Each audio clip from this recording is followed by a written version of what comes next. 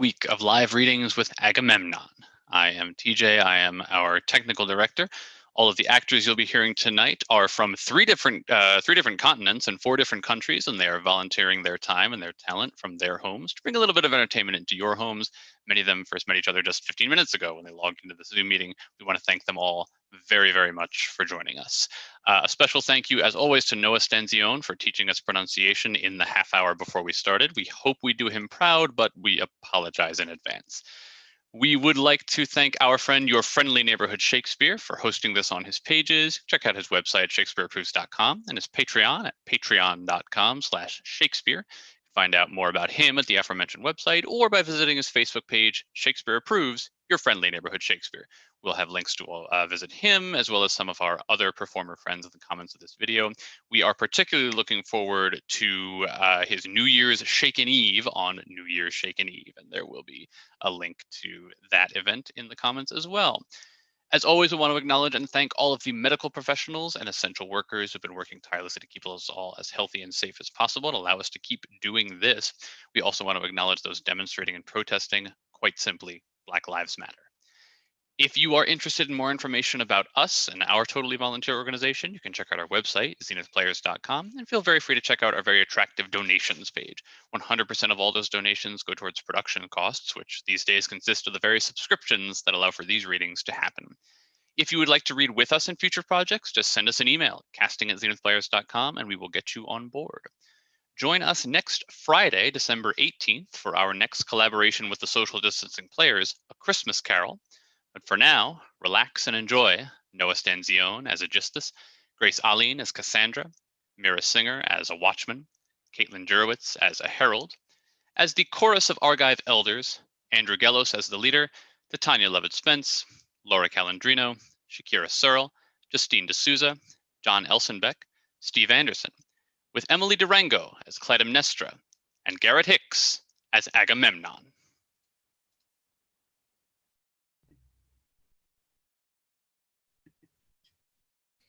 This waste of year-long vigil, I have prayed God for some respite, watching elbow-stayed as sleuth-hounds watch above Atreides' hall, till well I know yon midnight festival of swarming stars, and them that lonely go, bearers to man of summer and of snow, great lords in shining, throned in heavenly fire.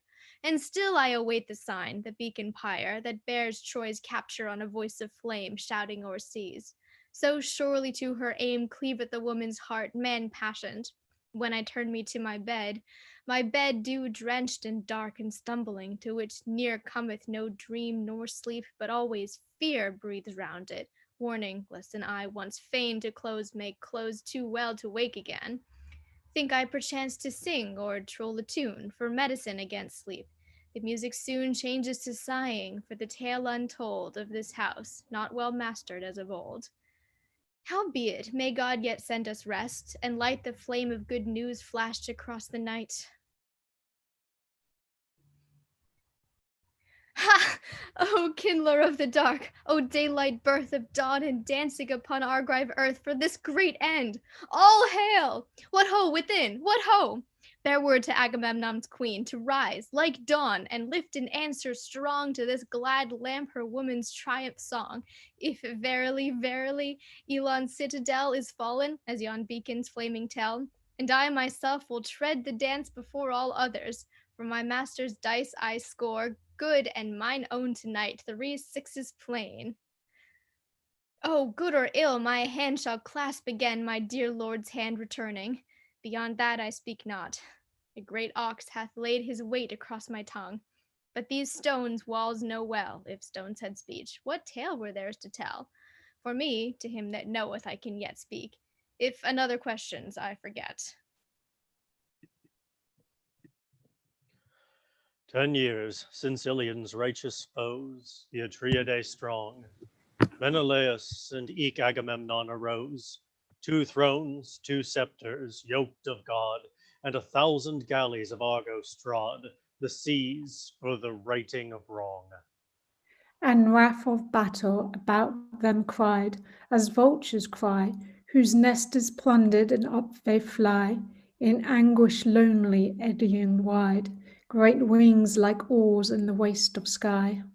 Their task gone from them, no more to keep, watch o'er the vulture babes asleep. But one there is who hereth on high, some Pan or Zeus, some lost Apollo. That keen, bird-throated, suffering cry of the stranger wronged in God's own sky, and sendeth down for the law transgressed the wrath of the feet that follow.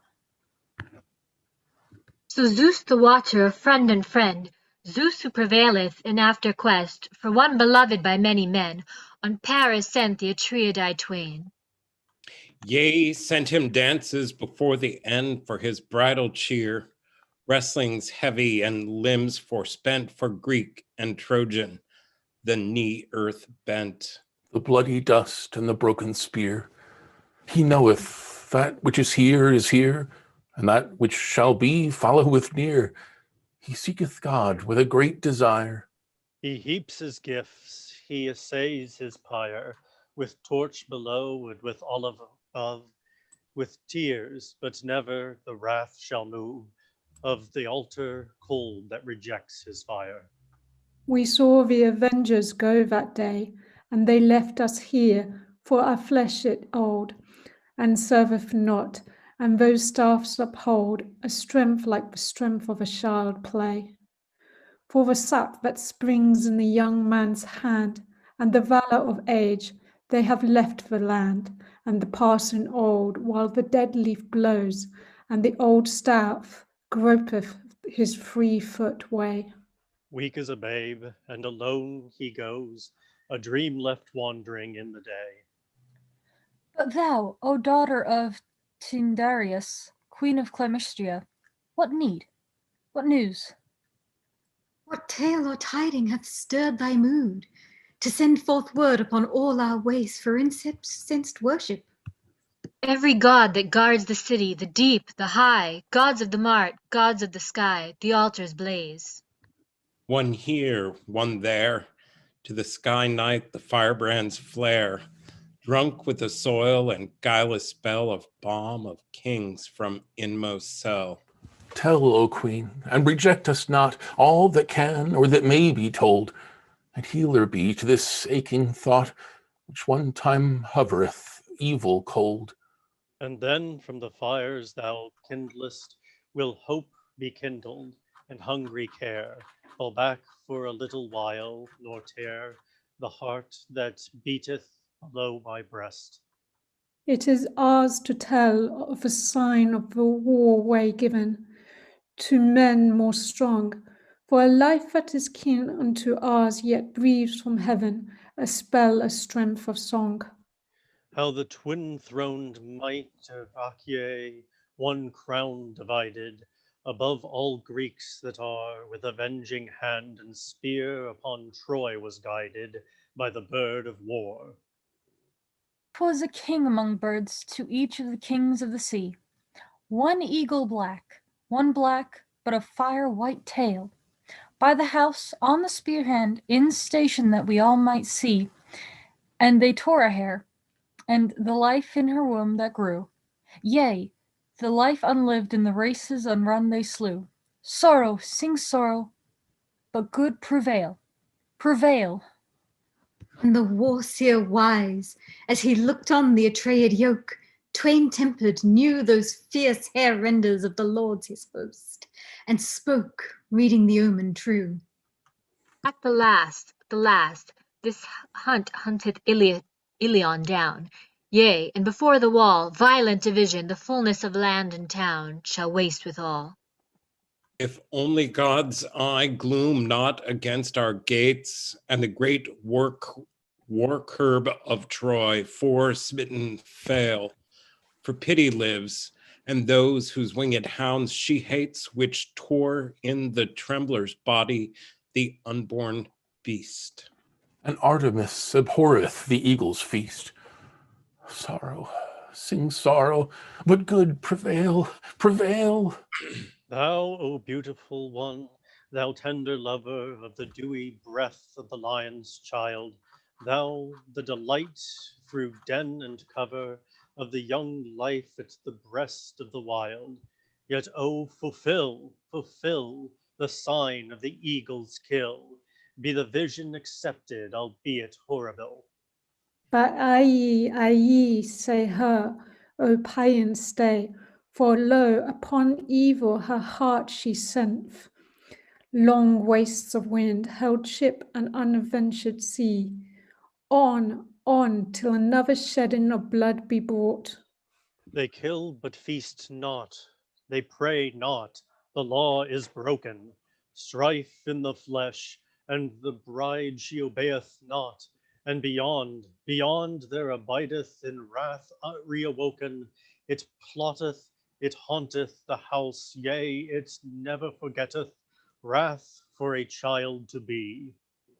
So Calchas, reading the wayside eagle's sign, spake to the kings, blessings and words of bale. And like his song be thine, sorrow, sing sorrow, but good prevail, prevail. Zeus, Zeus, whate'er he be, if this name he loved to hear, this he shall be called of me, searching earth and sea and air. Refuge nowhere can I find, save him only, if my mind will cast off before it die the burden of this vanity. One there was who reigned of old, big with wrath, to brave and blast. Lo, his name is no more told. And who followed, met at last his third thrower, and is gone. Only they whose hearts have known Zeus, the conqueror and the friend, they shall win their vision's end. Zeus the guide, who made man turn, thoughtward Zeus, who did ordain, man by suffering shall learn. So the heart of him again, aching with remembered pain, bloods and sleepeth not until wisdom comes against his will. 'Tis the gift of one by strife lifted to the throne of life. So that day the elder lord, marshal of the Achaean ships, strove not with the prophet's word, bowed him to his fate's eclipse. When with empty jars and lips, parched and seas impassable, fate on that Greek army fell, fronting Chalcis as it lay, by Aeolus in the swirling bay. And winds blew from Strymon river, unharbored, starving, winds of waste endeavor, man blinding, pitiless to cord and bulwark, and the waste of days was made long, more long. Till the flower of Argos was aghast and withered. Then through the storm rose the war seer's song, and told of medicine that should tame the tempest, but now the princes to a direr wrong. Then Artemis, he whispered, he named the name, and the brother kings they shook in the hearts of them, and smote on the earth their staves, and the tears came. But the king, the elder, hath found voice and spoken, a heavy doom, sure, if God's will were broken. But to slay mine own child, whom my health delighteth, is that not heavy, that her blood should flow on her father's hand hard beside an altar? My path is sorrow, whosever I go. Shall Agamemnon fail his ships and people, and the hosts of Hellas melt as melts the snow? They cry, they thirst for a death that shall break the spell, for a virgin's blood. 'Tis a rite of old men tell, and they burn with longing. O God, may the end be well. To the yoke of must be he bowed him slowly, and a strange wind within his bosom tossed, a wind of dark thought, unclean, unholy, and he rose up, daring the uttermost. For men are boldened by a blindness, straying toward base desire, which brings grief hereafter. Yea, and itself is grief. So this man hardened to his own child's slaying, as help to avenge him for a woman's laughter, and bring his ship's relief. Father, father, her sad cries it lingered, her virgin heart's breath they held all as naught, Those bronze-clad witnesses in battle hungered. And there they prayed, and when prayer was wrought, he charged the young man to uplift and bind her, as ye lift a wild kid high above the altar, fierce huddling forward, fallen, clinging sore to the robe that wrapped her. Yea, he bids them hinder the sweet mouth's utterance, the cries that falter. His curse His forevermore. curse forevermore. Forevermore. With violence and a curb's voiceless wrath, her soul stole of saffron, then to the ground she threw, and her eye with an arrow of pity found its path to each man's heart that slew. A face in a picture striving amazedly, the little maid who danced at her father's board, the innocent voice man's love came never nigh. Who joined to his her little Peenan cry when the third cup was poured. What came thereafter I saw not neither tell. But the craft of Calchas failed not. 'Tis written, he who suffereth shall learn, the law holdeth well, and that which is to be, ye will know at last. Why weep before the hour? For come it shall, as out of the darkness dawn.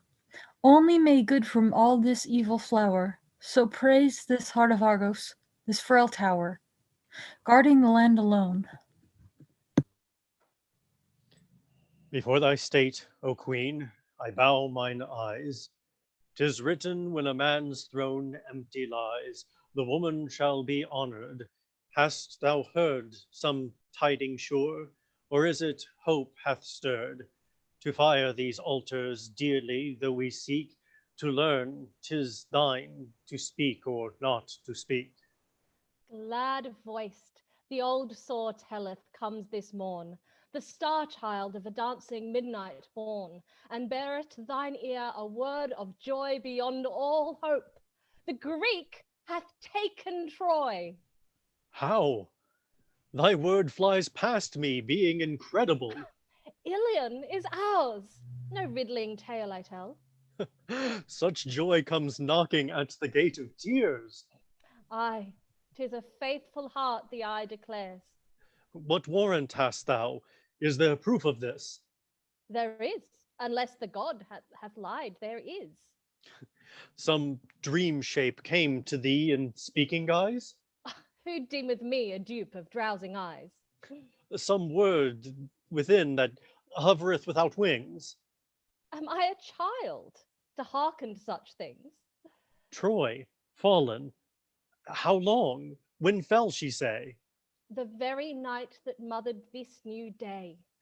And who of heralds with such fury came? A fire god, from Mount Ida scattering flame.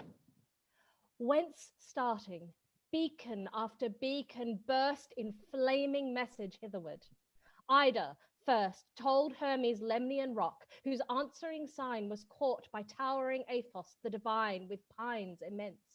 Yea, the fishes of the night swam skyward, drunken with that leaping light which swelled like some strange sun, till dim and far Mephisto's watchmen marked a glimmering star. They, nowise loath or idly slumber one, spring up to hurl the fiery message on, and a far light beyond Euripus tells the word hath reached Messapion's sentinels. They beacon back, then onward with a high heap of dead heather flaming to the sky.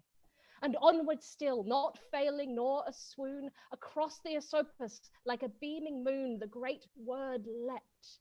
And on Cythereion's height uproused a new relay of racing light. His watchers knew the wandering flame, nor hid their welcome, burning higher than was bid. Out over Lake Gorgopus then it floats, to Agiplanktos waking the wild goats, crying for fire, more fire. And fire was reared, stintless and high, a stormy, streaming beard that waved in flame beyond the promontory rock-ridged that watches the Ceronian sea kindling that night. Then, one short swoop to catch the spider's crag, our city's tower of watch. Whence hither to the Atreides' roof it came, a light true fired of Idaean flame. Torchbearer after torchbearer, behold the tale thereof in stations manifold, each one by each made perfect ere it passed, and victory in the first as in the last. These be my proofs, and token that my lord from Troy hath spoke me to a burning word. Woman, speak on. Hereafter shall my prayer be raised to gods. Now let me only hear again and full the marvel and the joy.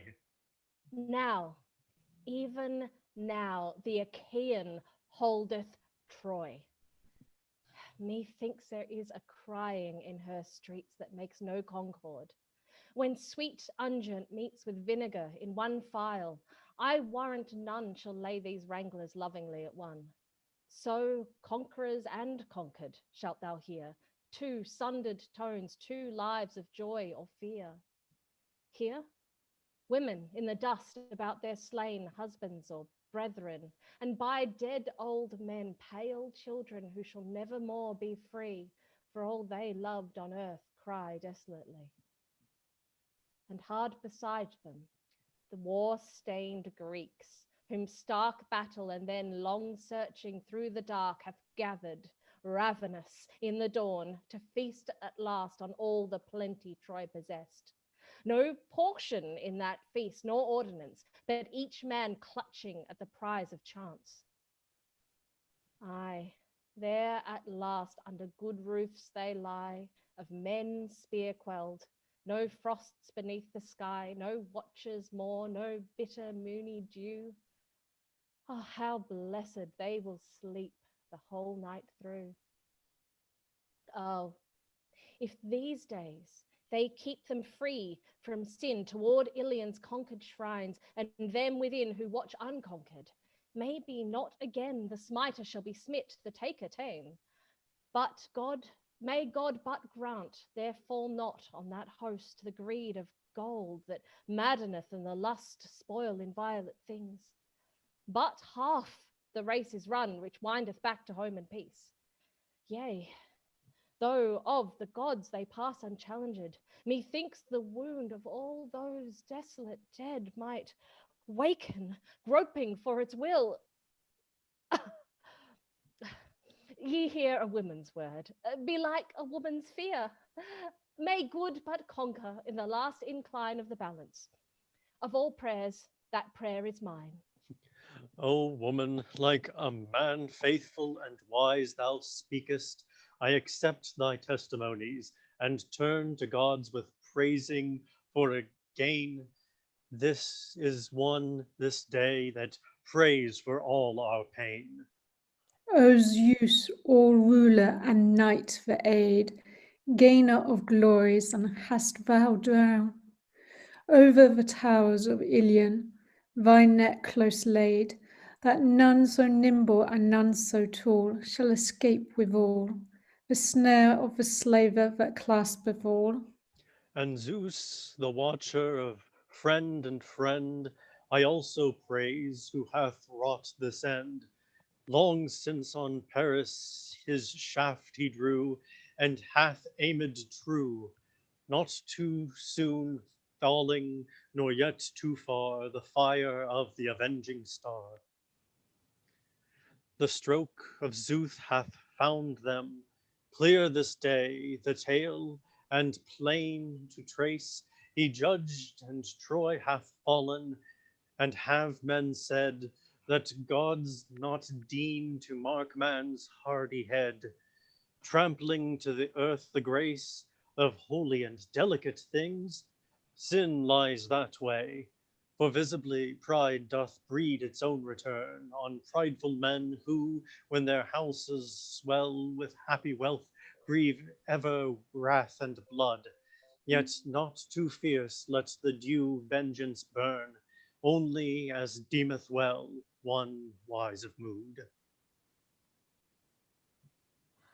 Never shall state nor gold shelter his heart from aching. Whoso the altar of justice old spurneth tonight unwaking. The tempting of misery forceth him, the dread child of foreseeming woe. And help is vain, the fell desire within is veiled not, but shineth bright like sin. And as false gold will show, black where the touchstone trieth, so doth fade his honour in God's ordeal. Like a child, forgetting all, he hath chased his winged bird, and planted amid his people a sharp thorn.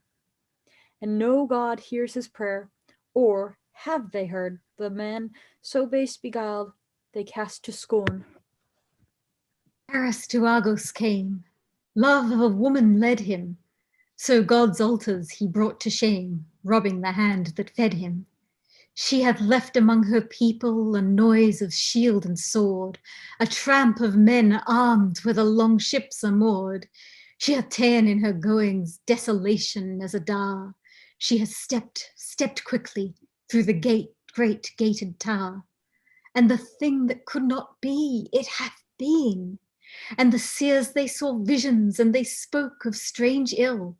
A palace, and a great king thereof. A bed empty that was once pressed in love. And thou, what art thou? Let us be, thou so still, beyond wrath, beyond beseeching, to the lips reft of thee. For she whom he desireth is beyond the deep sea, and a ghost in his castle shall be queen.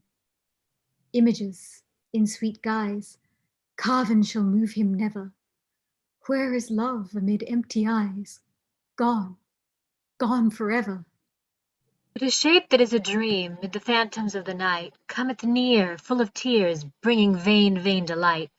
For in vain, when desiring, he can feel the joy's breath. Nevermore, from his arms it vanisheth, on wings down the pathways of sleep. In the mid-castle hall, and the hearthstone of the kings, these griefs there be, and griefs passing these. But in each man's dwelling of the host that sailed the seas, a sad woman waits. She has thoughts of many things, and patience in her heart lieth deep. Knoweth she them she sent? Knoweth she? Lo, returning, comes instead of the man that went armor and dust of burning.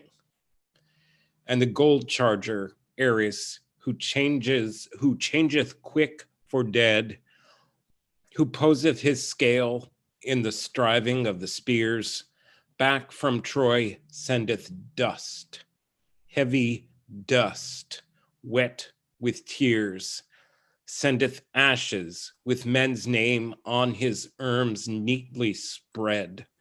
And they weep over the men, and they praise them one by one. How this was a wise fighter, and this nobly slain, fighting to win back another's wife, till a murmur is begun, and there steals an angry pain against kings too forward in the strife. There by Ilion's gate many a soldier sleepeth, young men beautiful, fast in hate Troy her conqueror keepeth. But the rumor of the people, it is heavy, it is chill, and though no curse be spoken, like a curse doth it brood, and my heart waits some tiding which the dark holdeth still. For of God not unmarked is the shedder of much blood, and who conquers beyond right. Oh, the life of man decays. Theory watchers dim his light in the wasting of the years. He falls, he is forgotten, and hope dies. There is peril in the praise, overpraise that he hears, for the thunder it is hurled from God's eyes. Glory that breedeth strife, pride of the sacker of cities, yea, and the conquered captive's life, spare me, O God of pities.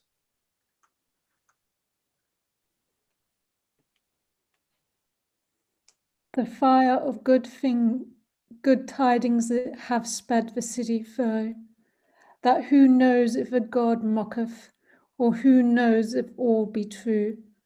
'Twere the fashion of a child, or a brain dream beguiled, to be kindled by the first torch's message as in its burst, and thereafter, as it dies, to die soon.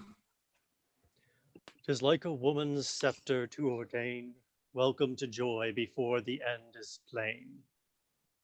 Too lightly opened are a woman's ears, her fence downtrod by many trespassers, and quickly crossed but quickly lost the burden of a woman's hopes or fears.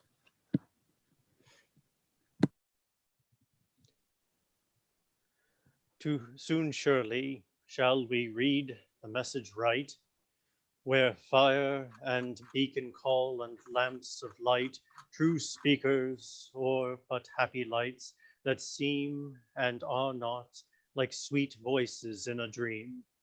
I see a herald yonder by the shore, shadowed with olive sprays, and from his sore rent raiment cries a witness from afar, dry dust, born brother of the mire of war, that mute he comes not, neither through the smoke of mountain forests shall his tale be spoke, but either shouting for a joyful day, or else but other thoughts I cast away.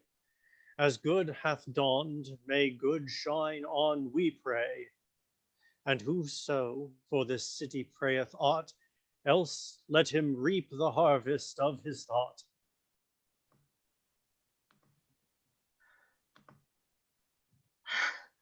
Land of my fathers, Argos, am I here? Home, home at this 10th shining of the year, and all hope's anchors broken save this one. For scarcely dared I dream here in mine own Argos, at last to fold me to my rest. But now all hail, O earth, with sunlight blessed, and Zeus most high. And thou, O Pythian lord, no more on us be thy swift arrows poured. Besides Scamander, well we not learned how true thy hate is. Oh, as thou art healer too, heal us. As thou art savior of the lost, save also us, Apollo, being so tossed with tempest. All ye demons of the pale. And Hermes, Hermes, mine own guardian, hail. Herald beloved, to whom all heralds bow, ye blessed dead that sent us, receive now in love your children whom the spear hath spared. O house of kings, O roof tree thrice endeared, O solemn thrones, O gods that face the sun, now, if ever in the days foregone, after these many years, with eyes that burn, give hail and glory to your king's return, for Agamemnon cometh. A great light cometh to men and gods out of the night. Grant greeting give him, aye, it need be grant, who God's avenging mattock in his hand hath wrecked Troy's towers and digged her soil beneath, till her gods' houses, they are things of death. Her altars waste and blasted every seed whence life might rise. So perfect is his deed, so dire the yoke on Ilion he hath cast.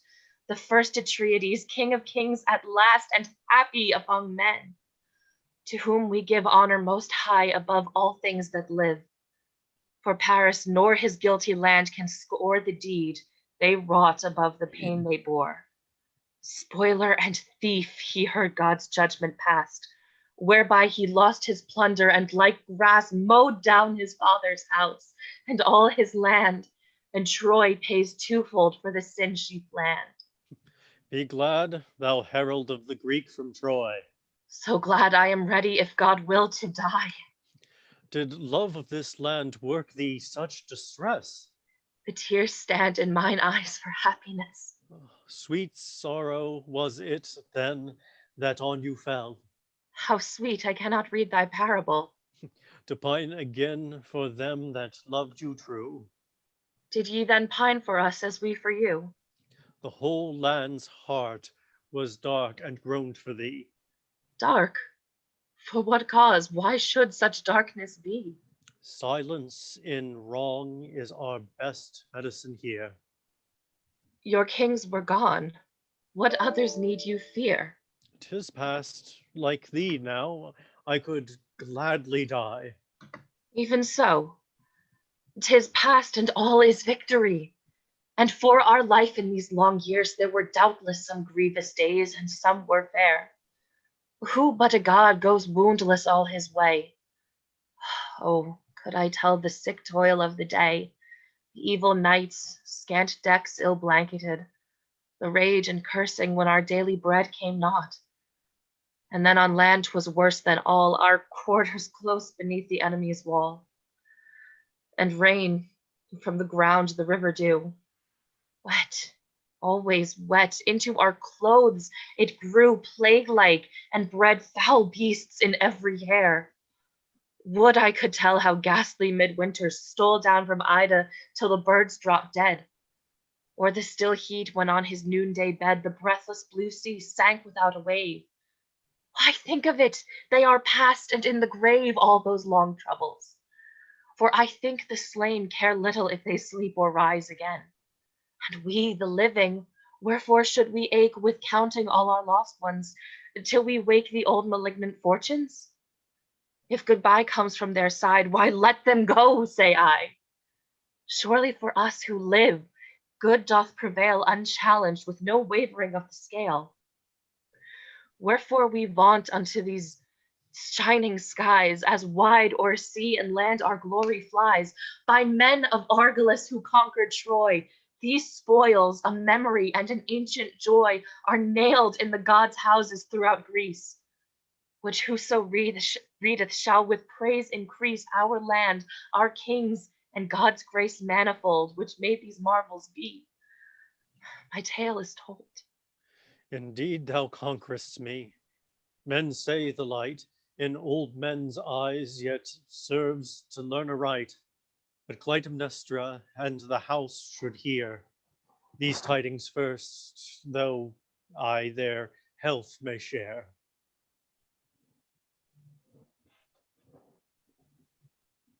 When the first messenger from flaming Troy spake through the dark of sack and overthrow, and mockers cheered me, because beacons show on the hills must Troy be fallen, quickly born of women's hopes. Aye, many did me scorn, yet gave I sacrifice, and by my word through all the city our woman's cry was heard, lifted in blessing round the seats of the gods, and slumberous incense o'er the altars glowed in fragrance. And for thee, what need to tell thy further tale? My Lord himself shall well instruct me. Yet, to give my Lord and King all reverend greeting at his homecoming, what dearer dawn on woman's eyes can flame than this, which casteth wide her gate to acclaim the husband whom God leadeth safe from war?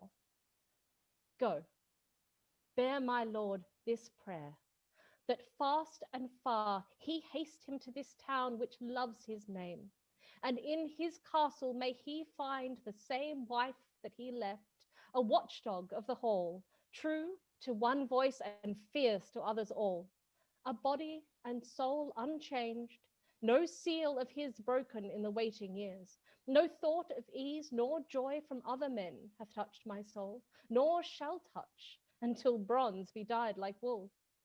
A boast so faithful and so plain, I wot, spoke by a royal queen, doth shame her not. Let thine ear mark her message. 'Tis of fair seeming and craves a clear interpreter. But herald, I would ask thee, tell me true, of Menelaus, shall he come with you, our land's beloved crown, untouched of ill? I know not how to speak false words of weal, for friends to reap thereof a harvest true. Canst speak of truth with comfort joined. Those two once parted, 'tis a gulf not lightly crossed. Your king is vanished from the Achaean host, he and his ship. Such comfort have I brought. Sailed he alone from Troy, or was he caught by storms in the midst of you and swept away? Thou hast hit the truth, good marksman, as men say, and long to suffer is but brief to tell. How ran the sailors' talk? Did there prevail one rumor showing him alive or dead? None knoweth, none hath tidings save the head of Helios, ward and watcher of the world. Then tell us of the storm, how when gods hurled his anger did it rise? How did he die? It likes me not, a day of presage high with dolorous tongue to stain. Those twain, I vow, stand best apart. When one with shuddering brow from armies lost back beareth to his home word that the terror of her prayers is come, one wound in her great heart and many a fate for many a home of men cast out to sate the twofold scourge that worketh Ares' lust, spear crossed with spear, dust wed with bloody dust. Who walketh laden with such weight of wrong, why, let him, if he will, uplift the song that is hell's triumph. But to come as I am now come, laden with deliverance high, home to a land of peace and laughing eyes, and mar all with that fury of the skies which made our Greeks curse God. How should this be? Two enemies most ancient, fire and sea, a sudden friendship swore and proved their plight by war on us poor sailors through that night of misery, when the horror of the wave towered over us, and winds from Strymon drave hull against hull, till good ships by the horn of the mad whirlwind gored and overborne, one here, one there, mid rain and blinding spray, like sheep by a devil herded, passed away. And when the blessed sun upraised his head, we saw the Aegean waste afoam with dead men, dead ships and spars disasterful. Howbeit for us, our one unwounded hull out of that wrath was stolen or begged free by some good spirit. Sure no man was he, who guided clear our helm, and until now hath Saviour Fortune throned her on the prow. No surge to mar our mooring, and no floor of rock to tear us when we made for shore.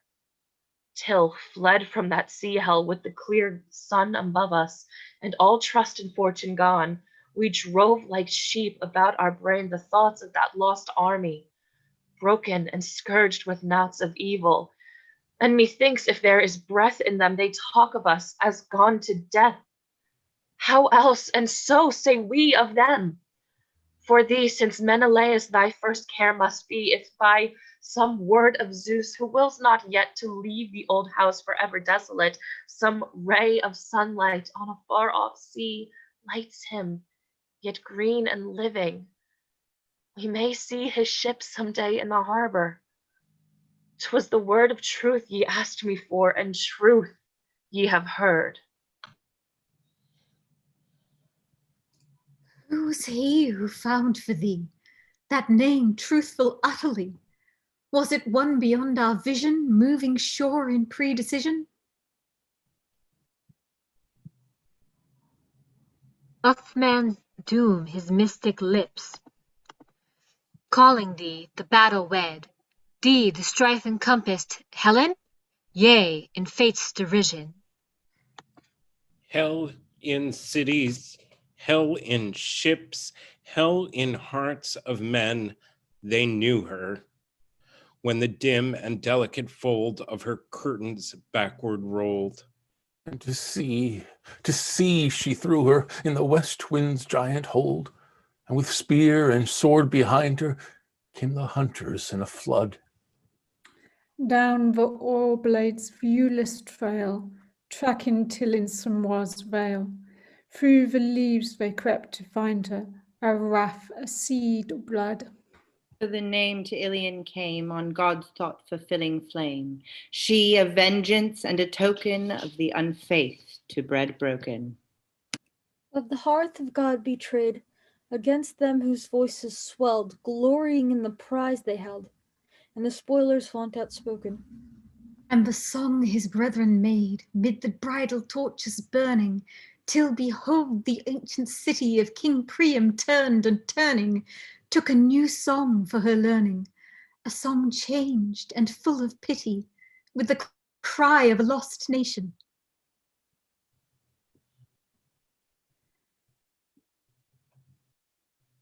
And she changed the bridegroom's name, called him Paris, ghastly wed, for her sons were with the dead, and her life one lamentation, mid blood and burning flame.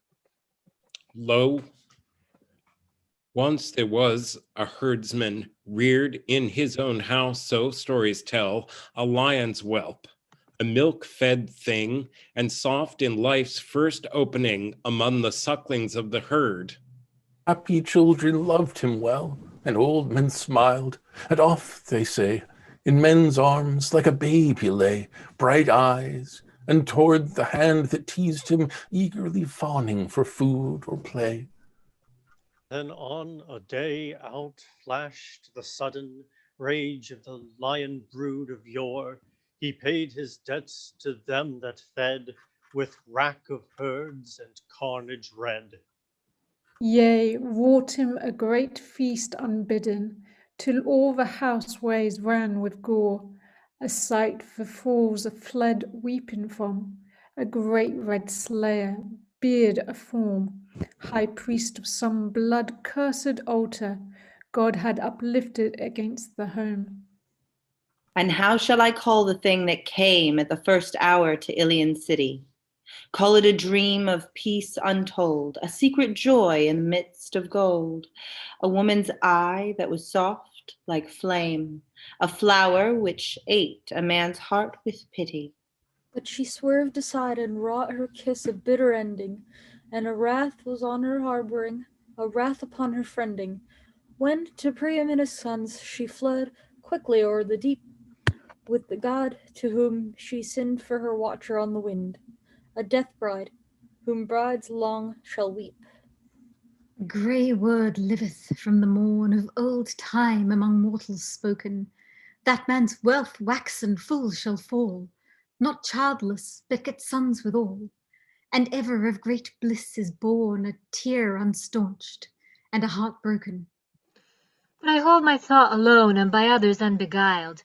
'Tis the deed that is unholy shall have issue child on child, sin on sin like his begetters, and they shall be as they were. But the man who walketh straight, and the house thereof, though fate exalt him, the children shall be fair. But old sin loves, when comes the hour again to bring forth new, which laugheth lusty amid the tears of men, yea, and unruth his comrade, wherewith none may plead nor strive, which dareth on and on, knowing not fear nor any holy thing. Two fires of darkness in a house, born true like to their ancient spring. But justice shineth in a house low wrought, with smoke-stained wall, and honoreth him who filleth his own lot.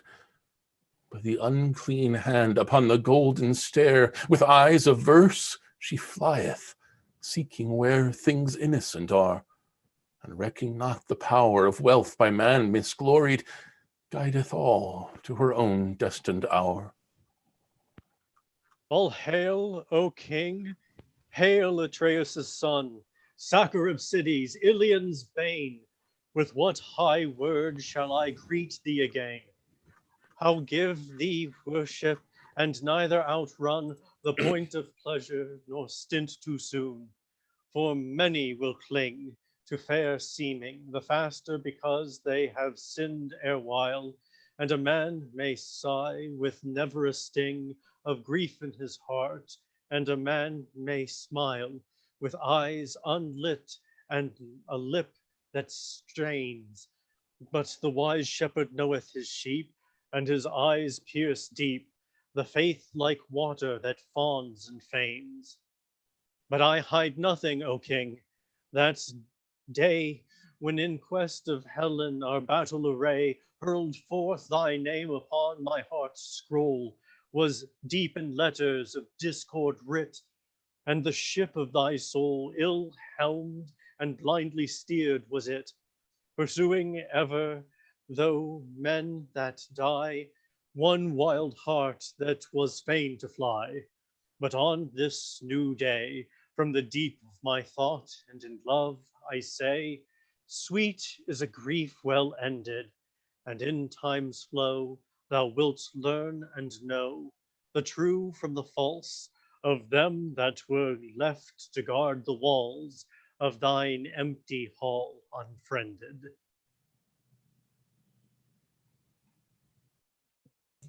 To Argos and the gods of Argolis, all hail, who share with me the glory of this homecoming and the vengeance I did wreak on Priam's city. Yea, though none should speak, the great gods heard our cause, and in one mood uprising in the urn of bitter blood, that men should shriek and die, and towers should burn, cast their great vote. While over mercy's urn, hope waved her empty hands, and nothing fell. Even now in smoke that city tells her tale. The rack wind liveth, and where Ilion died, the reek of the old fatness of her pride from hot and writhing ashes rolls afar.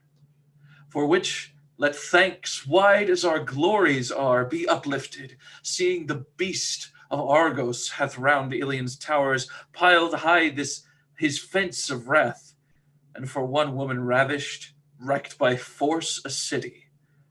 Lo, the leap of the wild horse in darkness when the Pleiades were dead, a mailed multitude, a lion unfed, which leapt the tower and lapped the blood of kings. Lo, to the gods I make these thanksgivings, but for thy words I marked them, and I mind their meaning, and my voice shall be behind thine. For not many men, the proverb saith, can love a friend whom fortune prospereth unenvying. And about the envious brain cold poison clings, and doubles all the pain life brings him. His own woundings he must nurse, and he feels another's gladness like a curse. Well can I speak. I know the mirrored glass called friendship, and the wet shadow shapes that pass and feign them a king's friends. I have known but one, Odysseus, him we trapped against his own will, who once harnessed bore his yoke right well, be he alive or dead, of whom I tell the tale. And for the rest, touching our state and gods, we will assemble and debate a concourse of all Argos, taking sure counsel that what is well now may well endure well. And if aught needs time medicine, and if aught needs healing medicine, still by cutting and by fire, with all good will, I will essay to avert the after-rack such sickness breeds. Aye, heaven led me back, and on this heart where still my fire doth burn, I will go to pay to heaven my due return, which guides me here, which saved me far away.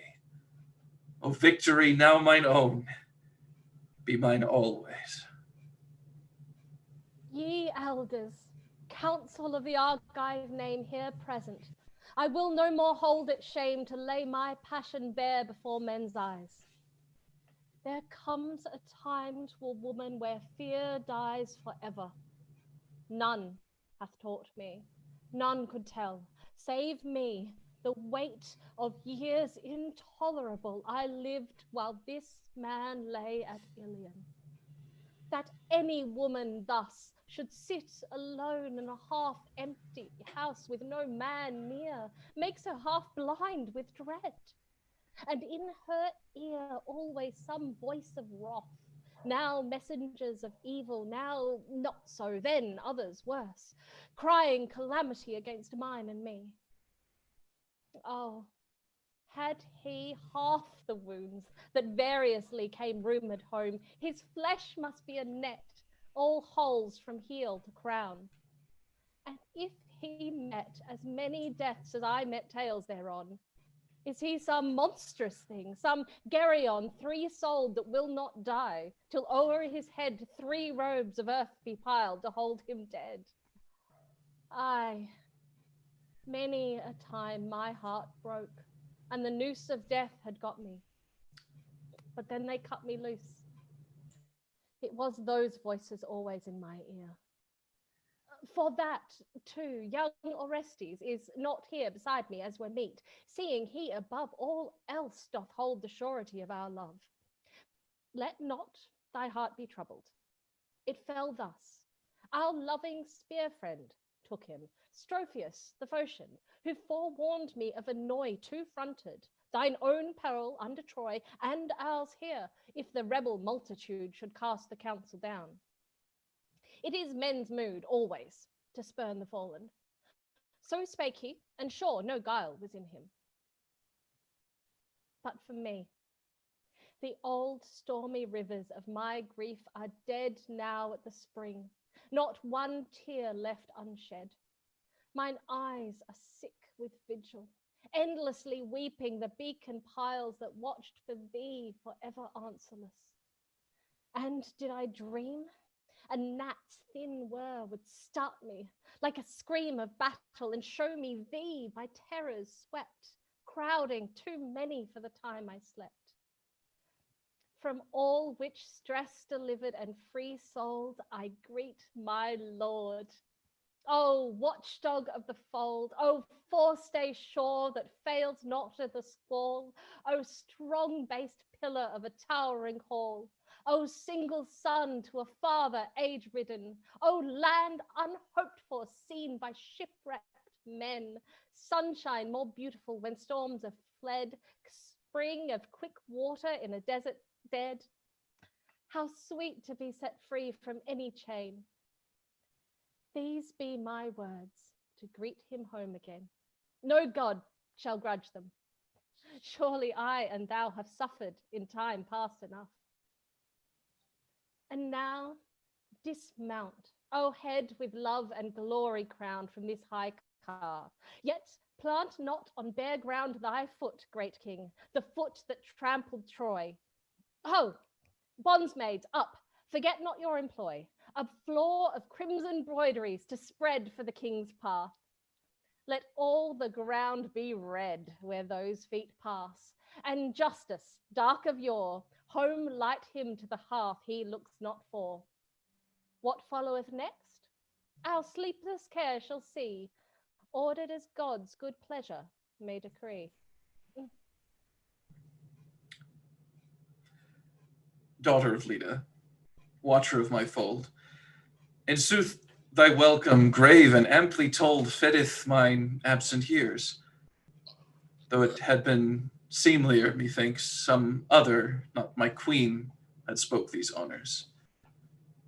For the rest I say, seek not to make me soft in woman's way.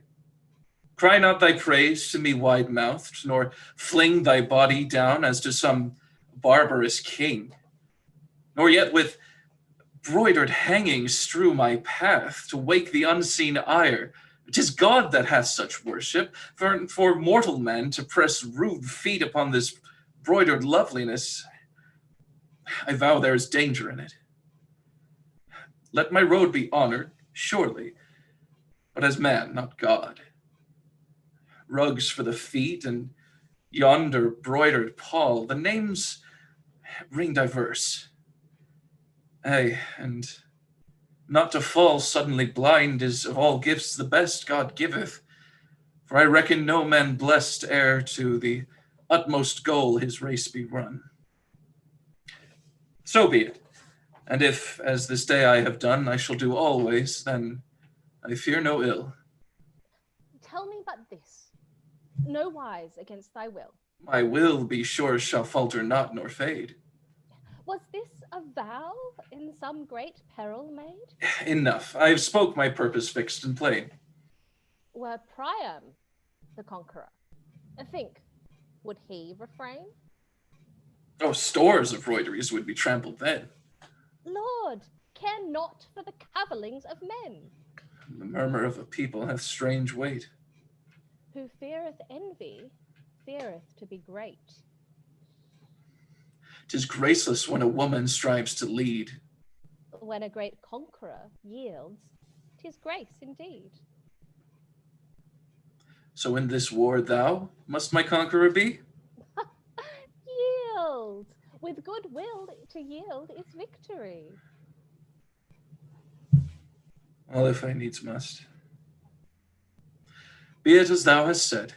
Quick, loose me these bound slaves on which I tread, and while I walk yon wonders of the sea, God grant no eye of wrath be cast on me from far.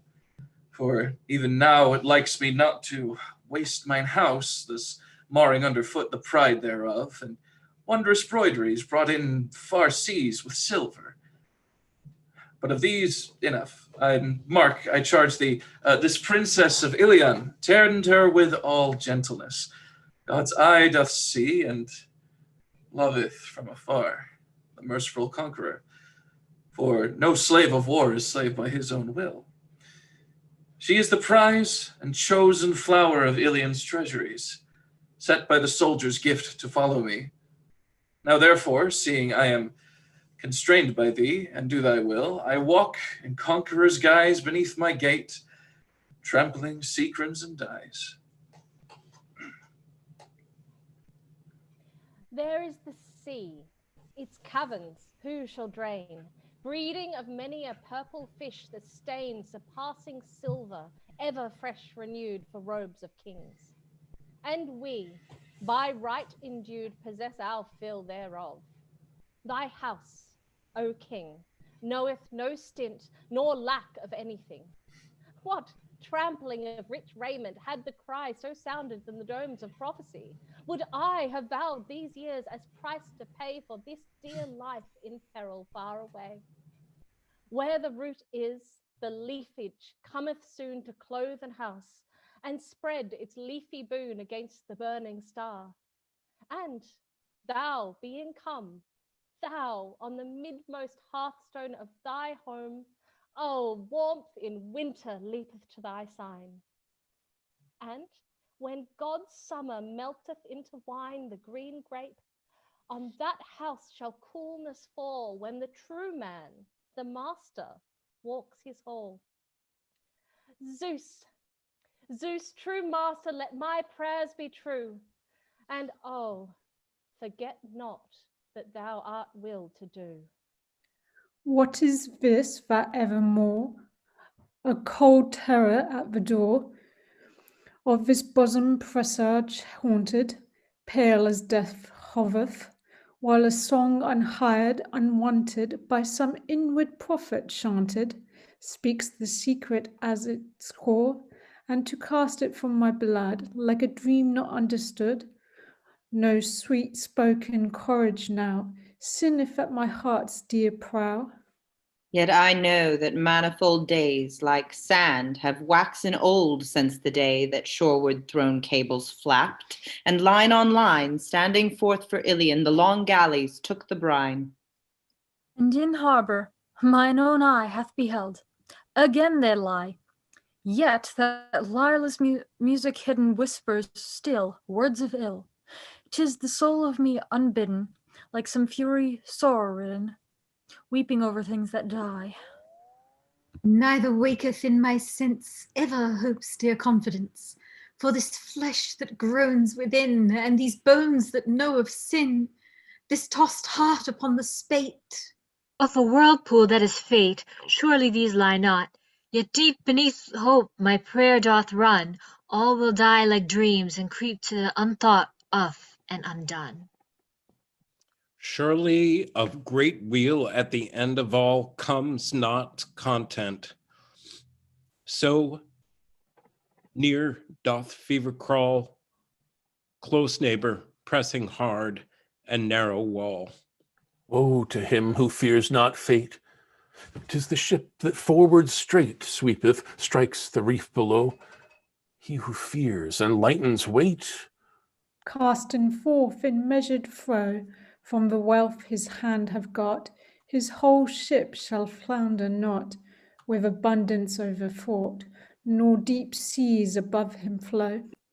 Lo, when famine stalketh near, one good gift of Zeus, again from the furrows of 1 year, endeth quick and starving pain. But once the blood of death is fallen, black and oozing at a slain man's feet, alack!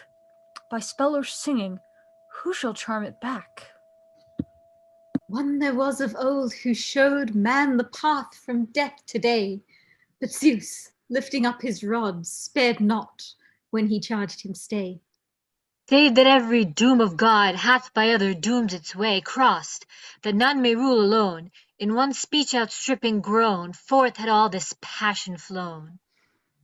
Which now murmuring hides away, full of pain, and hoping not ever one clear thread to unknot from the tangle of my soul, for a heart of burning coal. Thou, likewise, come within. I speak thy name, Cassandra. Seeing the gods, why chafe at them, have placed thee here to share within these walls our lustrous waters, midst a crowd of thralls who stand obedient round the altar stone of our possession. Therefore, come thou down and be not over proud. The tale is told, how once Alcmena's son himself, being sold, was patient, though he liked not the slave's mess. And more, if fate must bring thee to this stress, praise God, thou art come to a house of high report and wealth from long ago. The baser sort, who have reaped some sudden harvest unforeseen, are ever cruel to their slaves, and mean in the measure. We shall give whate'er is due. To thee she speaks and waits, clear words and true. Oh, doom is all around thee like a net. Yield if thou canst, belike thou canst not yet.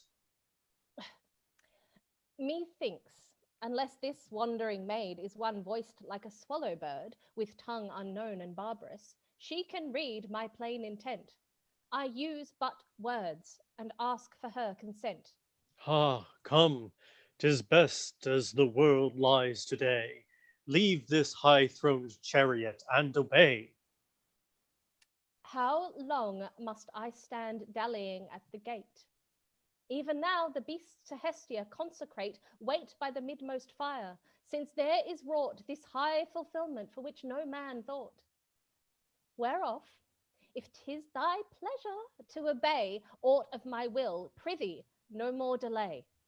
If, dead to sense, thou wilt not understand, thou show her, not with speech, but with brute hand. The strange maid needs a rare interpreter. She is trembling like a wild beast in a snare. For God, she is mad, and heareth but her own folly. A slave, her city all o'erthrown, she needs must chafe her bridle, till this fret be foamed away in blood and bitter sweat. I waste no more speech, thus to be defied. I pity thee so sore, no wrath nor pride is in me. Come, dismount, bend to the stroke. Fate lays on thee, and learn to feel thy yoke. Oh, toy, toy, toy, dreams, dreams. Apollo, oh, Apollo. Why sobst thou for Apollo? It is writ he loves not grief, nor lendeth ear to it. Oh, toy, toy, dreams, dreams, Apollo, oh, Apollo. Still to that god she makes her sobbing cry, who hath no place where men are sad or die. Apollo, Apollo, light the ways of men, mine enemy, hast lighted me to the darkness yet again.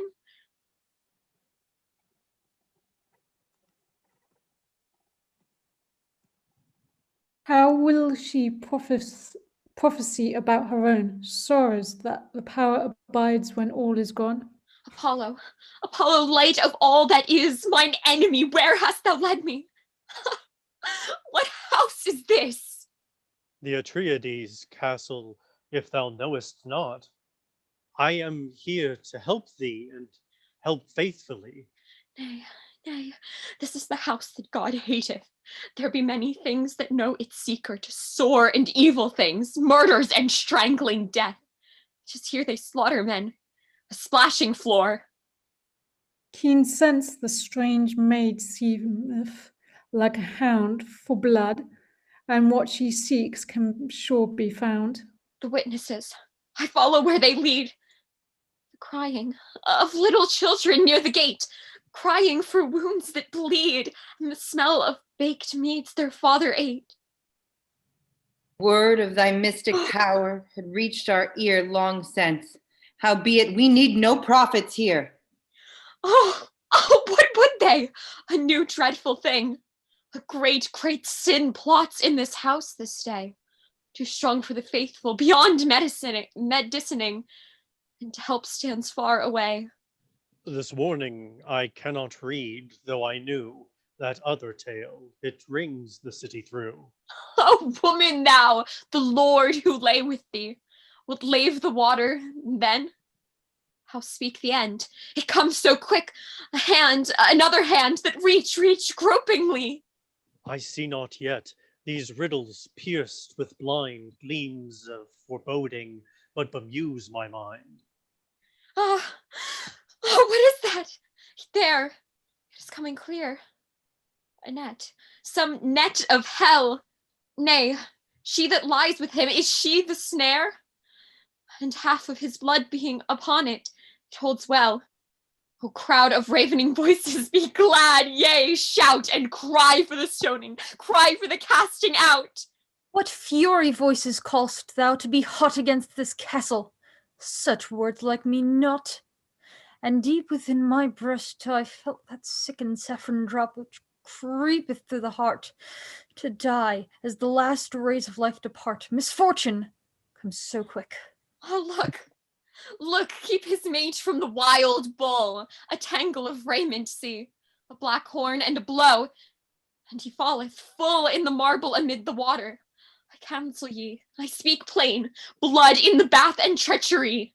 No great interpreter of oracles am I, but this I think some mischief spells. What spring of God or of good hath seercraft ever made up from the dark to flow? But 'tis but a weaving of words, a craft of woe, to make mankind afraid. Poor woman, poor dead woman, yea, it is I, poured out like water among them. Weep for me. Oh, what is this place? Why must I come with thee? To die, only to die. Thou art born on the breath of gods, thou spirit wild, for thy own weird to wail, like to the winged voice, that heart so sore, which crying alway hungereth to cry more. Aeschylus, Aeschylus, till it sing her child back to the nightingale. Oh, happy singing bird, so sweet, so clear, soft wings for her God made, and an easy passing without pain or tear. For me 'twill be torn flesh and rending blade. Whence is it sprung? Whence wafted on God's breaths? This anguish reasonless, this throbbing of terror shaped to melody, moaning of evil blent with music high. Whom hath marked out for thee that mystic path through thy woes wilderness? Alas for the kiss of Paris, his people's bane. Alas for Scamander water, the water my fathers drank. Long, long ago I played about thy bank, and was cherished and grew strong. Now by the river of wailing, by shores of pain, soon shall I make my song.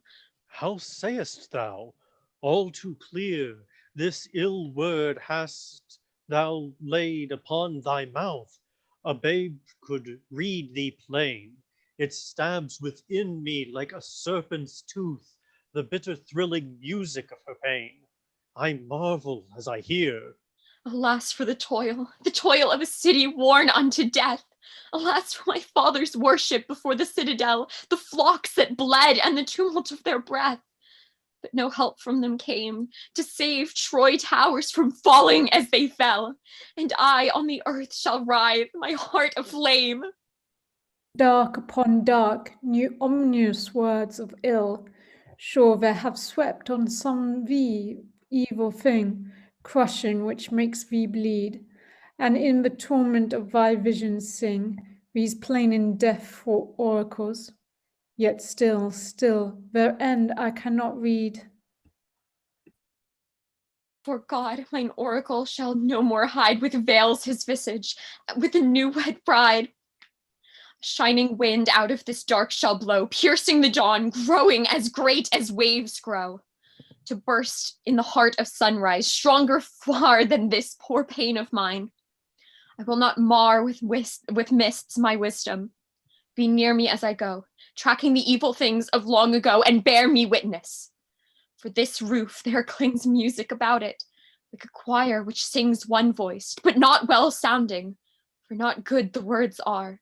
Drunken and with blood to make them dare the more. A reveling rout is in this rooms, which no man shall cast out of sister furies. And they weave to song, haunting the house, its first blind deed of wrong, spurning in turn that king's bed desecrate, defiles which paid a brother's sin with hate. Hath it missed or struck mine arrow? Am I a poor dreamer that begs and babbles at the door? Give first thine oath in witness, and I know of this great dome the sins wrought long ago. How should oath of mine, though bravely sworn, appease thee? Yet I marvel that one born far overseas of alien speech should fall so apt, as though she had lived here and seen all. Seer Apollo made me to see. Was the god's heart pierced with desire for thee? Time was. I held it shame hereof to speak. Shame is for the mighty, not the weak. We wrestled, and his breath to me was sweet. Yea, came to the greet or getting of children, as is meet. I swore to Loxias, and I swore a lie. Already thine the gift of prophecy. Already I showed my people all their path. And Loiax did not smite thee in his wrath? After that sin, no man believed me more. Nay then, to us thy wisdom seemeth sure. Oh, agony again, the awful pains of prophecy are on me, maddening as they fall. Ye see them there, beating against the wall, so young, like shapes that gather in a dream, slain by a hand they loved. Children they seem, murdered, and in their hands they bear baked meat. I think it is themselves. Yea, flesh, I see it, and inward parts. Oh, what a horrible load to carry! And their father drank their blood. From these I warn ye, vengeance broodeth still, a lion's rage with goat which goes not forth to kill, but lurketh in his lair, watching the high hall of my war-gone master. Master? Mine, the yoke is nailed about my neck. Oh, lord of ships and trampler on the wreck of Ilion, knows he not of this she-wolf's tongue, which licks and fawns with and laughs with ear upsprung, to bite in the end like secret death? And can the woman slay a strong and armed man? What fanged reptile like to her doth creep? Some serpent amphispene, some Scylla, deep housed in the rock, where sailors shriek and die. Mother of hell blood raging, which doth cry on their own flesh war without alloy. God! And she shouted in his face her joy, like men in battle when the foe doth break, and feigns thanksgiving for his safety's sake. What if no man believe me? 'Tis all one. The thing which must be shall be, aye. And soon thou too shalt sorrow for these things. And here, standing, confess me all too true a seer.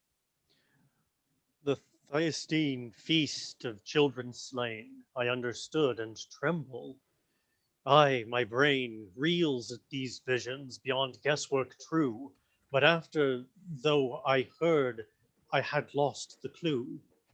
Man, thou shalt look on Agamemnon dead. Peace, mouth of evil, be those words unsaid. No god of peace hath watched upon that hour. If it must come, forfend it, heavenly power. They do not think of prayer, they think of death. They? Say, what man this foul deed compasseth? Alas, thou art indeed fallen far astray. How could such a deed be done? I see no way. Yet know I not the Greek tongue all too well. Greek are the Delphic dooms, but hard to spell. Ah, there! What a strange fire! It moves, it comes at me. Oh, wolf Apollo, mercy. Oh, agony! Why lieth she with the wolf, this lioness lone, two-handed, when the royal lion is gone?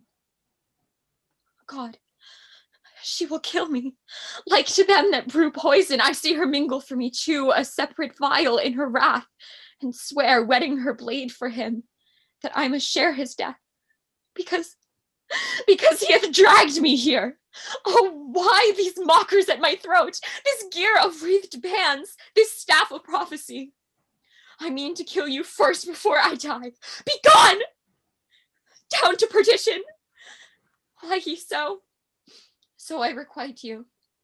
Now make rich in woe some other bird of evil, me no more. Oh, I see. It is Apollo's self hath tore his crown from me, who watched me long ago in this same prophet's robe, by friend, by foe, all with one voice, all blinded, mocked to sworn, a thing of dreams, a beggar maid outworn. Poor, starving, and reviled, I endured all. And now the seer, who called me till my call was perfect, leads me to this last dismay. 'Tis not an altar stone where men did slay my father. 'Tis a block with gore yet hot that waits me, of no one slain before. Yet not of God unheeded shall we lie. There cometh after one who lifteth high the downfallen, a branch where blossometh a sire's avenging and a mother's death.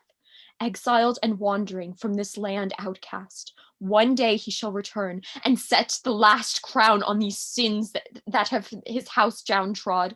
For lo, there is a great oath sworn of God, his father's upturned face shall guide him home. Why should I grieve? Why pity these men's doom? I, who have seen the city of Ilion pass as she passed, and who cast her down, have thus their end. As God gives judgment sure, I go to drink my cup. I will endure to die. Oh, gates, death gates, all hail to you. Only pray God the blow be stricken true. Pray God unagonize the blood that flows quickly unto friendly death.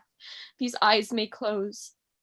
Oh, full of sorrows, full of wisdom great, woman, thy speech is a long anguish yet. Knowing thy doom, why walkest thou with clear eyes, like some god's blinded beast to sacrifice? There's no escape, friends, only vain delay. Is not the later still the sweeter day? The day's come, small profit now to fly.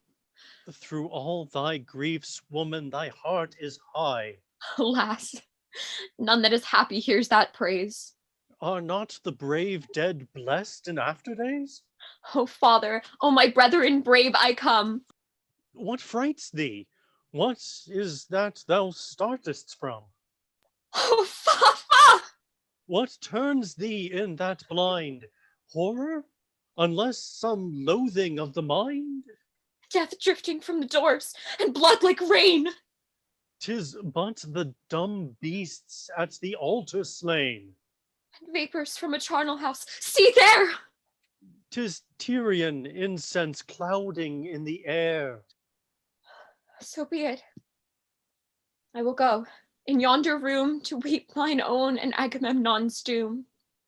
May death be all. Strangers, I am no bird that pipeth trembling at a thicket stirred by an empty wind. Bear witness on that day when woman for this woman's life shall pay, and man for man ill-mated low shall lie. I ask this boon as being about to die. Alas, I pity thee thy mystic fate. One word, one dirge song would I utter yet o'er mine own corpse. To this last shining sun I pray that when the Avenger's work is done, his enemies may remember this thing too, this little thing, the woman slave they slew. O world of men, farewell. A painted show is all thy glory, and when life is low, the touch of wet sponge outblotteth all. Oh, sadder this than any proud man's fall. Great fortune is an hungry thing, and filleth no heart anywhere. Though men with fingers menacing point to the great house, none will dare. When fortune knocks to bar the door, proclaiming, "Come thou here no more," lo, to this man the gods have given great Ilion in the dust to tread. And home return emblazed of heaven. If it is writ, he too shall go through blood for blood split long ago. If he too, dying for the dead.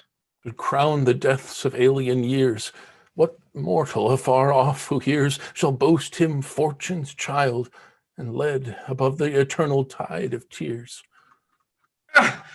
Oh, treason in the house! I'm wounded, slain. Hush! In the castle, 'twas a cry of some man wounded mortally. Oh, God, another! I'm stricken again. I think the deed is done. It was the king who groaned. Stand close and think if anything. I give you straight my judgment. Summon all the citizens to rescue. Sound a call. No, no. Burst in at once without a word. In and convict them by their dripping sword. Yes, that or something like it. Quick, I say, be doing. 'Tis a time for no delay. We have time to think. This opening, they have planned some scheme to make enslavement of the land. Yes, while we linger here, they take no thought of lingering, and their sword arm sleepeth not. I have no counsel, I can speak not. Oh, let him give counsel who can strike a blow. I say as this man says, I have no trust in words to raise a dead man from the dust. How mean you? Drag out our poor lives and stand cowering to these deliverers of the land. Nay, it is too much. Better to strive and die. Death is an easier doom than slavery. We heard a sound of groaning, nothing plain. How know we? Are we seers that one is slain? Oh, let us find the truth out ere we know thus. Passionate to surmise is not to know. Break in then. 'Tis the counsel ye all bring, and learn for sure how it is with the king.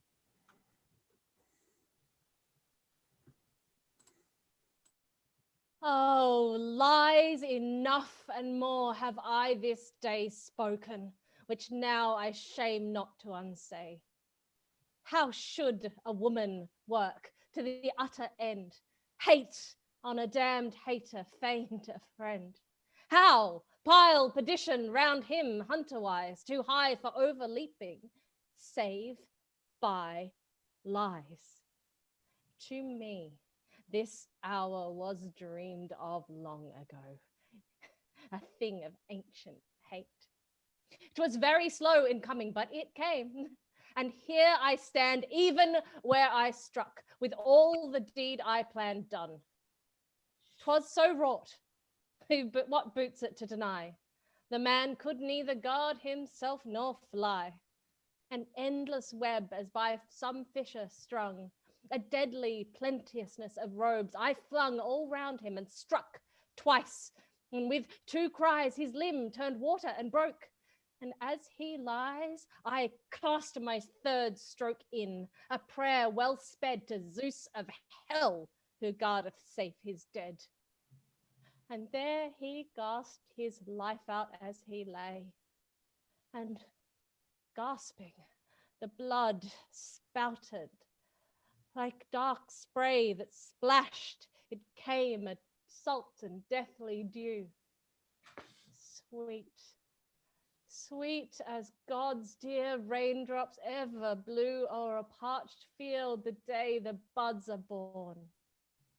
Which things, being so, ye counsellors high born, depart in joy, if joy ye will. For me, I glory. Oh, if such a thing might be as o'er the dead thank offering to outpour, on this dead it were just, aye, just and more, who filled the cup of the house with treachery's curse fought, and here hath drunk it to the lees. We are astonished at thy speech, to fling wild mouth such vaunt over thy murdered king. Wouldst fright me like a witless woman? Lo, this bosom shakes not. And though well ye know, I tell you, curse me as ye will, or bless, 'tis all one. This is Agamemnon, this my husband, dead by my right hand, a blow struck by a righteous craftsman. Aye, 'tis so.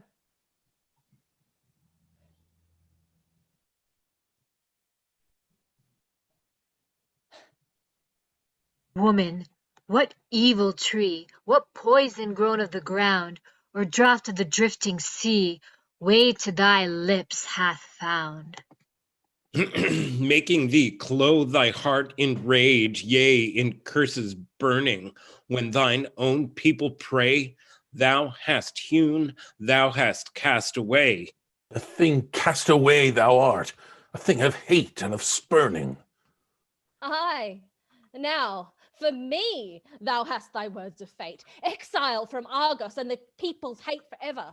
Against him no word was cried, when, recking not as 'twere a beast that died, with flocks abounding o'er his wide domain, he slew his child, my love, my flower of pain.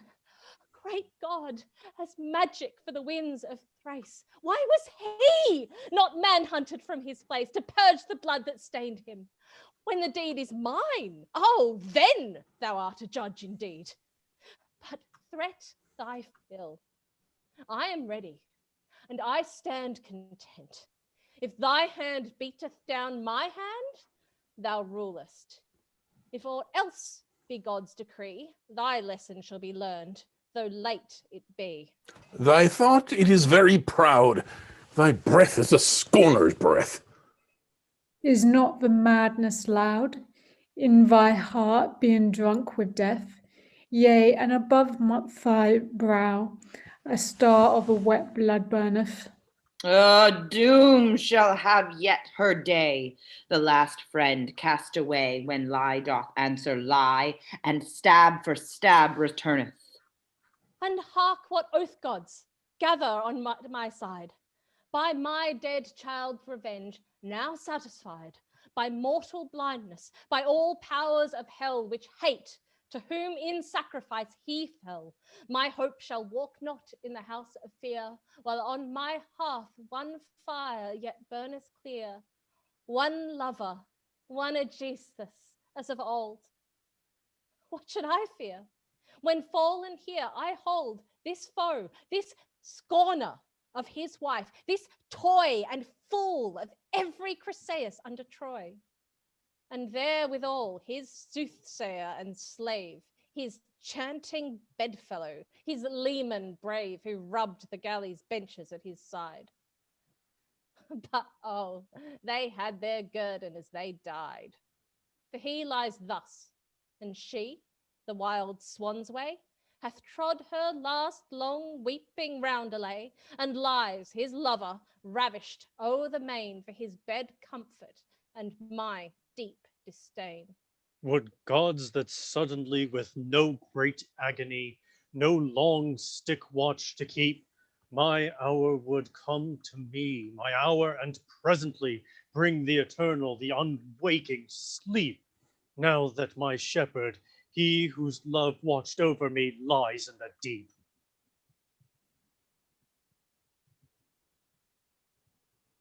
For woman's sake he endured and battled well, and by a woman's hand he fell. What hast thou done? Oh, Helen, blind of brain! Oh, face that slew the souls on Ilion's plain. One face, and many 1,000 slain. The hate of old that on this castle lay, builded in lust, a husband's evil day hath bloomed for thee, a perfect flower, again and unforgotten, an old and burning stain, never to pass away. Nay, pray not for the hour of death, being tried too sore beneath these blows. Neither on Helen turn thy wrath aside, the slayer of men, the face which hath destroyed its 1,000 Danaan souls, and wrought a wide wound no leech can close. Demon, whose heel is set on the house of the twofold kin of the high Tantalide, a power heavy as fate, thou wieldest through woman's sin, piercing the heart of me. Like a raven swoln with hate, he hath set on the dead his claw. He croaketh a song to sate his fury and calls it law. Ah, call upon him. Yea, call, and thy thought hath found its path. The demon who haunts this hall, the thrice engorged wrath. From him is the ache of the flesh for blood born and increased. Ere the old sore has ceased, it oozeth afresh. Indeed, he is very great and heavy his anger, he the demon who guides the fate of the old Tantalidae. Alas, alas, an evil tale ye tell of desolate angers and insatiable. Ah me, and yet 'tis all as Zeus hath willed, doer of all, and cause of all. By his word, every chance doth fall.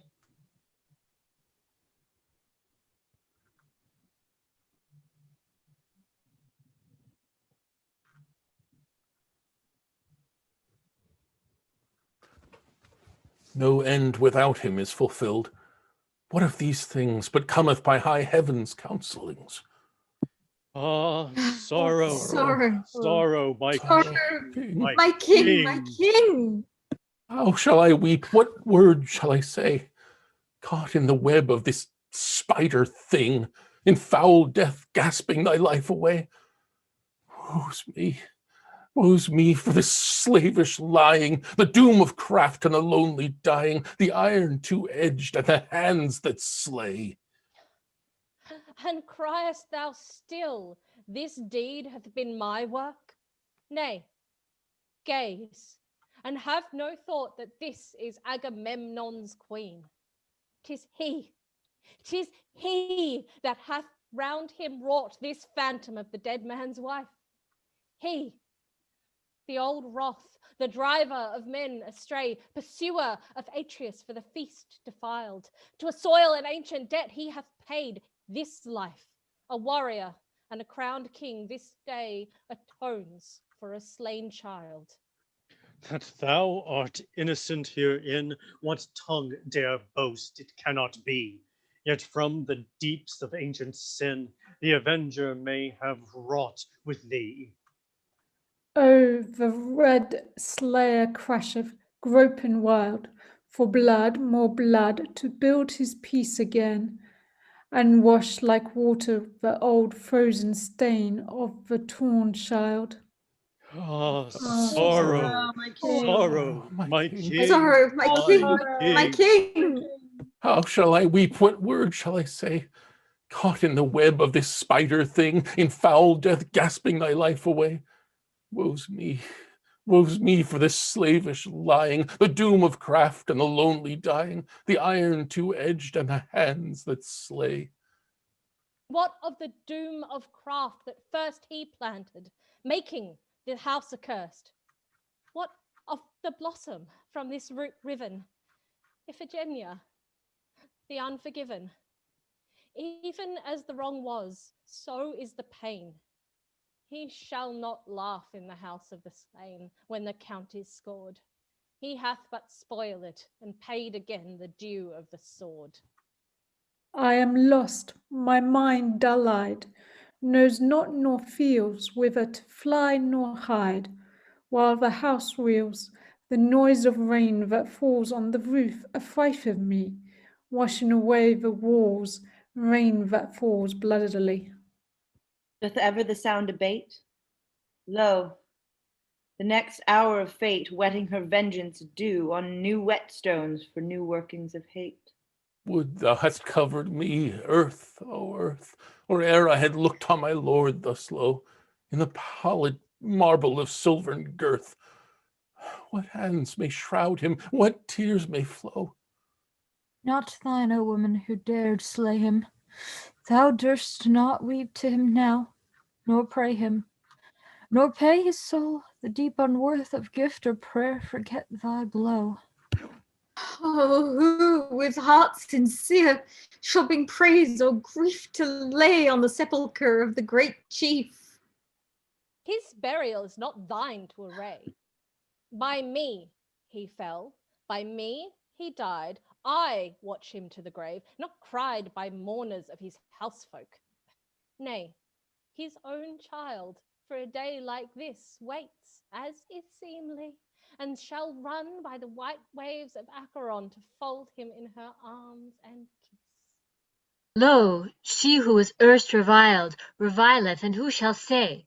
Spoil taken from them that spoiled, lifeblood from them that slay. Surely while God ensueth his laws, while time doth run, 'tis written, on him that doeth, it shall be done. This is God's law and grace. Who then shall hunt the race of curses from out this hall? The house is sealed with all to dreadfulness. Aye, thou hast found the law and stepped in truth's way. Yet even now I call the living wrath which haunts this hall to truth and compact. I accept all the affliction he doth heap upon me, and I charge him go far off with his self-murdering woe to strange men's houses. I will keep some little dower and leave behind all else, contented utterly. I have swept the madness from the sky wherein these brethren slew their kind.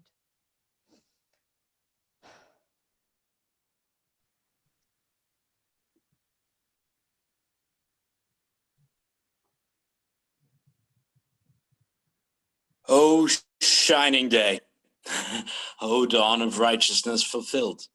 Now indeed will I confess that divine watchers o'er man's death and birth look down on all the anguish of the earth. Now that I see him lying, as I love to see him, in this net the Furies wove, to atone the old craft of his father's hand. For Atreus, this man's father, in this land reigning, and by Thyestes and his throne challenged, he was his brother, and mine own father from home and city cast him out. And he, after long exile, turned about and threw him suppliant on the hearth, and won promise of so much mercy that his own lifeblood should reek not in his father's hall. Then did that godless brother Atreus call to greet my sire, more eagerness of God than there was love. Feast of brotherhood. And feigning joyous banquet, laid as meat before him his dead children. White feet and finger-fringed hands, heart he set, veiled from all seeing, and made separate the tables, and he straight away, knowing not, took up those bodies, eating that which wrought no health for all his race. And when he knew the unnatural deed, back from the board he threw, spewing that murderous gorge, and spurning break the table to make strong the curse, he spake thus: perish all of Pleisthenes begot. For that lies this man here, and all the plot is mine most righteously. For me, the third one, butchering my two brethren, Atreus spared, and cast me with my broken sire that day, a little thing in swaddling clothes, away to exile, where I grew, and at the last justice hath brought me home. Yea, though outcast in a far land, mine arm hath reached this king. My brain, my hate wrought all the counseling, and all is well. I've seen mine enemy dead in the snare, and care not if I die. I just thus, to insult over the dead I like not. All the counsel, thou hast said, was thine alone, and thine the will that spilled this piteous blood. As justice is fulfilled, thou shalt not escape. So my heart presageth the day of cursing and the hurled death. How, thou poor oarsman of another row, when the main deck is master? Sayest thou so? To such old heads the lesson may prove hard. I fear me when obedience is the word. But hunger and bonds and cold help men to find their wits. They are wondrous healers of the mind. Hast eyes and seest not this? Against a spike kick not, for fear it pain thee if thou strike. Woman, a soldier fresh from war, to keep watch o'er his house and shame him in his sleep, to plot this craft against a lord of spears. These be the words, old man, that lead tears. Thou hast an opposite to Orpheus' tongue, who chained all things with his enchanting song. Thy mad noise will put the chains on thee. Enough. Once mastered, thou shalt tamer be. Thou master, is old Argos so accursed, thou plotter afar off, who never durst rise thine own hand to affront and strike him down? To entice him was the wife's work. I was known by all men here as old confessed blood foe. Howbeit, with his possessions I will know how to be king. And who obeys not me shall be yoked hard. No easy trace horse he, corn-flushed. Hunger and hunger's prisonate, the clammy murk shall see his rage abate. Thou craven soul, why not open strife slay him? Why lay the blood sin on his wife, staining the gods of Argos, making ill the soil thereof? But young Orestes still liveth. Oh, fate will guide him home again, avenging, conquering, home to kill these twain. For God, 'tis your pleasure thus to speak and do. Ye soon shall hear. Oh, hold there, my trusty pipes advance. There cometh business for your spear. Ho there, ye men of Argos! Up, stand and be ready, sword from sheath. By heaven, I also, sword in hand, am ready and refuse not death. Come, find it. We accept thy word. Thou offerest what we hunger for. Oh, best beloved, peace, and let us work no evil more. Surely the reaping of the past is a full harvest, and not good, and wounds enough are everywhere. Let us not stain ourselves with blood. Ye reverend elders, go your ways to his own dwelling, everyone, ere things be wrought for which men suffer. What we did must needs be done. And if of all these strifes we now may have no more, oh, I will kneel and praise God, bruised though we be beneath the demon's heavy heel. This is the word a woman speaks, to hear if any man will deign. And who are these, to burst in flower of folly thus of tongue and brain, and utter words of empty sound and perilous, tempting fortune's frown, and leave wise counsel all forgotten, girded him who wears the crown? To cringe before a caitiff's crown, it squareth not with Argive ways. Bah! I will be a hand of wrath to fall on thee in after days. Not so. If gods in after days shall guide Orestes home again.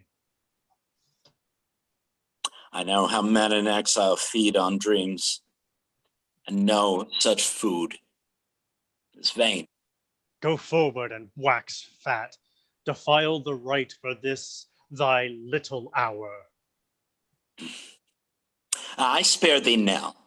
Know well, for all this folly thou shalt feel my power. Aye, vaunt thy greatness, as a bird beside his mate doth vaunt and swell. Vain hounds are baying round thee. Oh, forget them. Thou and I shall dwell as kings in this great house. We two, at last, will order all things well.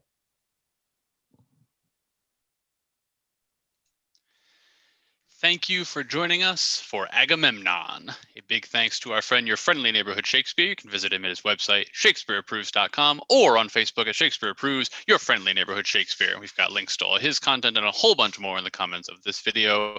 We would also like to thank all of the actors who volunteered to read with us tonight. Thank you also very much. If you have enjoyed this reading, all of our past readings are available on our Facebook page and a little better organized on our website, zenithplayers.com. If you want more information on us, including how to be one of these pretty faces you see around me, you can go to our Facebook page, Zenith Players, and send us a message, or send an email to casting@zenithplayers.com, and I will get back to you as soon as possible. We want to continue to express our support to everyone out there working to keep us safe and those continuing to protest and demonstrate. Join us next Friday, December 18th at 7 p.m. Eastern for A Christmas Carol with the social distancing players. Thank you and good night.